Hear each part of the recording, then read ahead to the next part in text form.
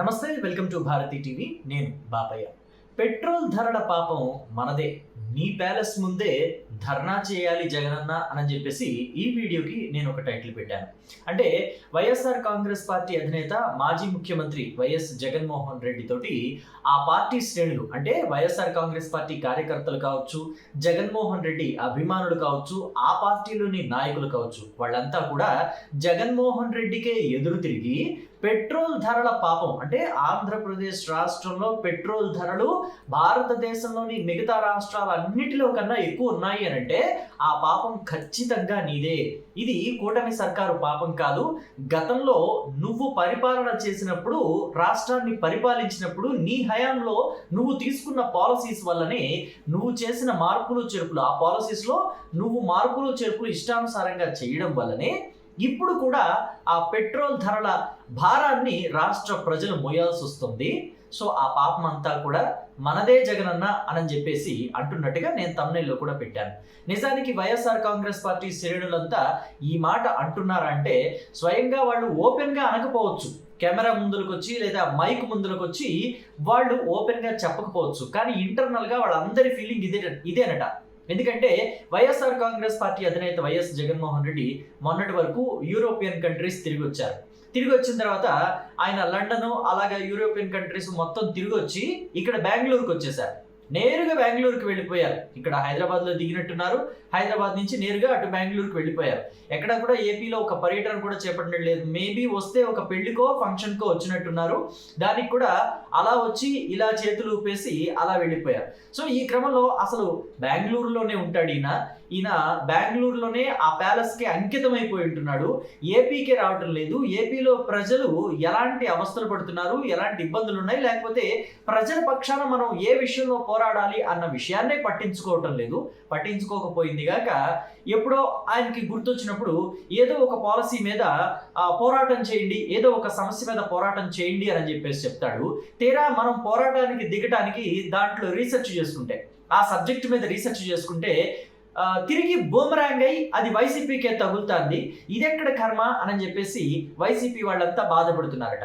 గతంలో చూస్తే పీపీపీ విధానంలో మెడికల్ కాలేజీలు కట్టాలి అని చెప్పేసి ప్రభుత్వం ప్రతిపాదించినప్పుడు ఆ పీపీపీ విధానం వద్దు, పీపీపీ విధానం అంటే అది పూర్తిగా ప్రైవేటు పరం, పబ్లిక్ ప్రైవేట్ పార్ట్నర్షిప్ కాదు, ప్రైవేటైజేషన్ అని చెప్పేసి వక్రభాష్యం పలికి దాని మీద పోరాటాలు చేయమన్నాడు జగన్మోహన్ రెడ్డి. తీరా పోరాటాలు చేస్తే ఏమైంది? అంతకు ముందే ఆ మెడికల్ కాలేజీలు కట్టడానికి 3,000 కోట్లు 4,000 కోట్లు అప్పులు తీసుకొచ్చాడట. ఆ అప్పులు తీసుకొచ్చిన డబ్బులతోటి మెడికల్ కాలేజీలు కట్టకుండా వాటిని దారి మళ్లించి ఆ నిధులన్నీ కూడా ఇష్టానుసారంగా వాడేశాడు జగన్మోహన్ రెడ్డి తన హయాంలో. తీరా చూస్తే ఇప్పుడు మళ్ళీ మెడికల్ కాలేజీలు కట్టడానికి అప్పులు చేయవయ్యా చంద్రబాబు అంటే, చేసిన పెళ్ళే మళ్ళీ చేసినట్టు ఉంటుంది. అప్పులు చేయాలంటే కేంద్రం ఒక పనికి, ఒక ప్రాజెక్టుకి ఒక్కసారి నిధులు ఇస్తుంది, తడవకి అదే ప్రాజెక్టుకి నిధులు ఇవ్వదు అని చెప్పి చంద్రబాబు మన నెత్తి మీదే ముట్టికాయలు వేశాడని చెప్పేసి వాళ్ళంతా కూడా వైసీపీ నాయకులు బాధపడుతున్నారు. సో ఇప్పుడు కూడా ఈ పెట్రోల్ ధరలు పెరిగాయి. దేశం మొత్తంలో కన్నా కూడా మన ఆంధ్రప్రదేశ్ రాష్ట్రంలోనే పెట్రోల్ ధరలు అధికంగా ఉన్నాయి. మీరు ధర్నాలు చేయండి, మీరు నిరసనలు చేయండి అని చెప్పేసి వైసీపీ కార్యకర్తలకి, శ్రేణులకి, నాయకులందరికీ కూడా జగన్మోహన్ రెడ్డి ఆదేశాలు జారీ చేశారు. తీరా ఆదేశాలు జారీ చేసిన తర్వాత వీళ్ళందరూ ధర్నాలు చేద్దామని చెప్పి చూస్తే ఇప్పుడు తెలుగుదేశం పార్టీ వాళ్ళంతా ఏమంటున్నారు? జగన్మోహన్ రెడ్డి ఇప్పుడే కాదు, ప్రతిపక్షంలో ఉన్నప్పుడే కాదు, గతంలో కూడా ప్రతిపక్షంలో ఉన్నాడు. 2014 నుంచి 2019 మధ్య అప్పుడేం చేశాడు? అసెంబ్లీ వేదికగా భారతదేశంలో అన్ని రాష్ట్రాల కన్నా ఆంధ్రప్రదేశ్లోనే పెట్రోల్ ధరలు, డీజిల్ ధరలు ఎక్కువగా ఉన్నాయి, ఇది ఎక్కడి వింత, ఇది ఎక్కడి విడ్డూరం అని చెప్పేసి గుండెలు అవిసేలాగా, గుండెలు బాదుకుంటూ, కళ్ళు పెద్దవి చేసి, ఆవేశపూరితంగా, ఉద్విగ్న భరితంగా చాలా పెద్ద పెద్ద డైలాగులు మాట్లాడుతూ రాష్ట్ర ప్రజలందరి మీద ప్రేమ కురిపించేస్తూ జగన్మోహన్ రెడ్డి మాట్లాడి, తీరా ఆయన అధికారంలోకి వచ్చిన తర్వాత ఏం చేశాడు? 2019లో జగన్మోహన్ రెడ్డి అధికారంలోకి వచ్చాడు కదా, వ్యాట్ తగ్గించవచ్చు కదా, పెట్రోల్ డీజిల్ ధరలు తగ్గుతాయి కదా వ్యాట్ తగ్గించుకుంటే. అంటే రాష్ట్ర ప్రభుత్వాలు వేసే ట్యాక్స్ వ్యాట్ అంటారు ఈ పెట్రోల్ డీజిల్ మీద. సో మరి ఆ వ్యాట్ తగ్గించుకోవాలి కదా జగన్మోహన్ రెడ్డి, ఎందుకు తగ్గించలేదు? చంద్రబాబు నాయుడు అధికారంలో ఉన్నప్పుడు వ్యాట్ తగ్గించలేదు.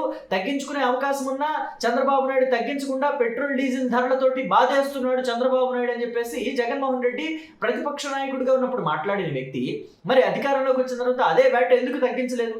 పైగా అప్పుడు మాట్లాడితే ఇదే విషయాన్ని మీరెందుకు తగ్గించలేదు జగన్మోహన్ రెడ్డి అని చెప్పేసి ప్రతిపక్షంలో ఉన్న తెలుగుదేశం పార్టీ 2019 నుంచి 2024 మధ్య ప్రతిపక్షంలో ఉంది కదా. సో అప్పుడు తెలుగుదేశం పార్టీ నేతలు కావచ్చు, కార్యకర్తలు కావచ్చు ప్రశ్నిస్తే అసలు పెట్రోల్ డీజిల్ ధరల తగ్గింపు అనేది రాష్ట్ర ప్రభుత్వాల చేతుల్లో ఉంటుందా, మీరు ఎలా మాట్లాడతారు అలాగా అని చెప్పేసి కొత్త మాటను ఒకదాన్ని తీసుకొచ్చారు. అంటే పెట్రోల్ డీజిల్ ధరలు తగ్గించుకోవడానికి వ్యాట్ ఏదైతే ట్యాక్స్ ఉంటుందో, విఐటి ఉంటుందో అది రాష్ట్ర ప్రభుత్వాల చేతిలో ఉంది, తగ్గించవచ్చు కదా చంద్రబాబు అని చెప్పేసి ప్రతిపక్షంలో ఉన్నప్పుడు ఆయన మాట్లాడతాడు. కానీ అధికారంలోకి వచ్చిన తర్వాత అసలు పెట్రోల్ డీజిల్ ధరలు మన చేతిలో ఉంటాయని చెప్పేసి జగన్మోహన్ రెడ్డి మాట్లాడతాడు. అసలు ఎక్కడా కూడా పొంతన ఉండదు మన నాయకుడి మాటకి అని చెప్పేసి ఇప్పుడు వైసీపీ వాళ్ళే మాట్లాడుతున్నారు. ఇప్పుడు తెలుగుదేశం పార్టీ వాళ్ళని కూడా, లేకపోతే కూటమి సర్కారుని కూడా, కూటమిలోని నేతల్ని కూడా పెట్రోల్ డీజిల్ ధరలు తగ్గించండి అంటే వాళ్ళు కూడా అదే మాట మాట్లాడతారు కదా. ఎందుకు ఇలా మాట్లాడతారు మీరు? రాష్ట్ర ప్రభుత్వం చేతిలో తగ్గించడానికి అవకాశం ఉంది కదా, వ్యాట్ తగ్గించవచ్చు, అటు కర్ణాటక తగ్గించింది, తెలంగాణ తగ్గించింది, కేరళ తగ్గించింది కదా అని అడుగుదామంటే గతంలో జగన్మోహన్ రెడ్డి మాట్లాడిన మాటల వీడియోల్ని మళ్ళీ మనకు చూపిస్తారేమో తల దించుకోవాల్సి వస్తుంది. సో అసలు జగన్మోహన్ రెడ్డి ఇప్పుడు ధర్నాలు చేయమంటున్నాడు. ధర్నాలు చేయాలంటే అసలు ఆ ధర్నా ఫస్ట్ ఎక్కడి నుంచి మొదలు పెట్టాలి మనం? ఖచ్చితంగా తాడేపల్లి ప్యాలెస్ దగ్గర నుంచో, లేకపోతే యలహంక ప్యాలెస్ దగ్గర నుంచో మొదలు పెట్టాలి. బెంగళూరులోని యలహంక ప్యాలెస్ ముందు కూర్చొని ధర్నా చేయాలా వైసీపీ శ్రేణులంతా? లేకపోతే తాడేపల్లి ప్యాలెస్ అంటే మనకి అమరావతి లేదా మావిగన్ అని చెప్తున్నారుగా జగన్మోహన్ రెడ్డి. అమరావతి వద్దు, మావిగనే ముద్దంటున్నారు కదా, మరి ఆ మావిగన్లోనే ఉంది కదా సో ఈ తాడేపల్లి ప్యాలెస్ కూడా. సో మరి ఆ తాడేపల్లి ప్యాలెస్ ముందు కూర్చొని ధర్నా చేయాలా? ఈ ధర్నా ఎక్కడి నుంచి మొదలు పెట్టాలి, ఈ నిరసనలు ఎక్కడి నుంచి మొదలు పెట్టాలని చెప్పేసి వైసీపీ శ్రేణులే ఒక కన్ఫ్యూజన్ స్టేట్లోకి వెళ్ళిపోతున్నారట. మొత్తం మీద ఈ పెట్రోల్ డీజిల్ ధరల వ్యవహారం అనేది ఖచ్చితంగా మార్పులు చేర్పులు చేయాల్సిన అవసరం అయితే ఉంది. ఎందుకంటే ఇప్పటికే మన భారతదేశం మీద పెట్రోల్ డీజిల్ ధరల భారం అనేది పడుతుంది. విదేశాల నుంచి రావాల్సిన ముడి సరుకు రావటం లేదు. ఆ ఆయిల్ ఏదైతే ఉంటుందో క్రూడ్ ఆయిల్ అది విదేశాల నుంచి రావడానికి చాలా ఇబ్బందికర పరిస్థితులు మారాయి. ఎక్కడైతే విదేశాల్లో యుద్ధ వాతావరణం నెలకొందో సో ఆ యుద్ధ వాతావరణం వల్ల మనకి దిగుమతి చేసుకోవాల్సిన ఆ ముడి సరుకు రాకపోవటం వల్ల ఇక్కడ పెట్రోల్ డీజిల్ ధరల మీద భారం పట్టమే కాకుండా పెట్రోల్ డీజిల్ క్రైసిస్ కూడా వచ్చే అవకాశాలు ఉన్నాయని చెప్పేసి చెప్తున్నారు. సో ఇలాంటి సమయంలో ఖచ్చితంగా రాష్ట్ర ప్రభుత్వాలు, కేంద్ర ప్రభుత్వాలు వీటి మీద జాగ్రత్త తీసుకోవాల్సిన అవసరం ఉంది. కేంద్ర ప్రభుత్వం కూడా స్పందించి వాళ్ళు వేసే ట్యాక్సుల మీద కొంత తగ్గించాల్సిన అవసరం ఉంది అని అంటున్నారు. అలాగే రాష్ట్ర ప్రభుత్వం మీద దీని మీద రాష్ట్ర ప్రభుత్వం కూడా దీని మీద నిర్ణయం తీసుకోవాలని చెప్పి విశ్లేషకులు చెప్తున్నారు. అయితే ఖచ్చితంగా చంద్రబాబు, పవన్ కళ్యాణ్ ముఖ్యమంత్రి, ఉప ముఖ్యమంత్రి స్థానంలో ఉన్న ఆ ఇద్దరు కూడా మాట్లాడుకుని దీని మీద ఖచ్చితంగా పరిష్కార మార్గం చూపించే అవకాశాలు ఉన్నాయని కూడా చెప్తున్నారు. అయితే పరిష్కార మార్గం చూపించే దశలో కూడా ఒక చిక్కుముడి ఏంటంటే ఇక్కడ గతంలో అధికారంలో ఉన్న వైఎస్ఆర్ కాంగ్రెస్ పార్టీ ఈ వ్యాట్ విషయంలో తీసుకొచ్చిన పాలసీసే ఇప్పుడు వాటిని మార్చడానికి కొంత టైం పడుతుంది. అంటే రాష్ట్రంలో పెట్రోల్ డీజిల్ ధరలు మార్చడానికి కూడా టైం పడుతుంది అంటే దానికి కూడా వైసీపీనే కారణం అని చెప్పేసి తెలుస్తుంది. కాబట్టి వైసీపీ నేతలంతా ఇప్పుడు ఏదైనా ధర్నా చేయాలంటే ఫస్ట్ జగన్మోహన్ రెడ్డి ఇంటి ముందు, అలాగే వైసీపీ కేంద్ర కార్యాలయం ముందు ధర్నా చేయండి, ఆ తర్వాత మిగతా చోట్ల చూద్దురు కానీ, మిగతా విషయాలు చూద్దురు కానీ అని చెప్పేసి కూటమిలోని నేతలు, కార్యకర్తలు వైసీపీ వాళ్ళకి కౌంటర్ ఇస్తున్నారట. మరి దీని మీద మీ అభిప్రాయం ఏంటి అనేది కామెంట్ బాక్స్లో తెలియజేయండి. Thank you.